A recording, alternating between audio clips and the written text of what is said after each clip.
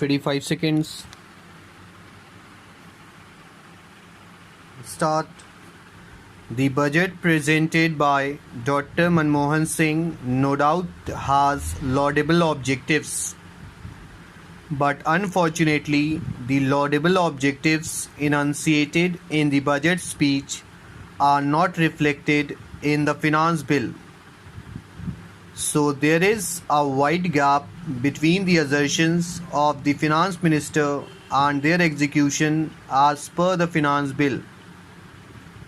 The country is baffled, the entire nation is baffled as to how Dr. Manmohan Singh managed to mesmerize the country with laudable objectives but without the concerned provisions in the finance bill. Dr. Manmohan Singh went on criticizing the previous two governments of 1.5 years. But the fact remains that the economic instability in the country actually took place during the Congress rule. When the first budget was presented in August 1947 by late Shri Sanghugam Chitaya, the revenue receipts at that time were to the tune of rupees 170 crores, whereas the expenditure was rupees 197 crores and the deficit was rupees 27 crores. Mr. Vice Chairman, sir, as you know, the first budget was for only 6 months, but by the end of the year, the deficit was completely wiped out and the government came out successful and with a plus. In the present budget, the total expenditure of the government is rupees 119,000 and odd crores. Dr. Manmohan Singh and others from the government, day in and day out, say that they are curtailing government expenditure, but the figures go contrary to their assertions.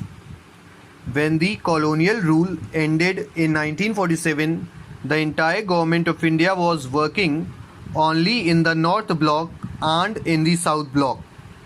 Now the government has expanded so much that its offices could not be accommodated in entire New Delhi.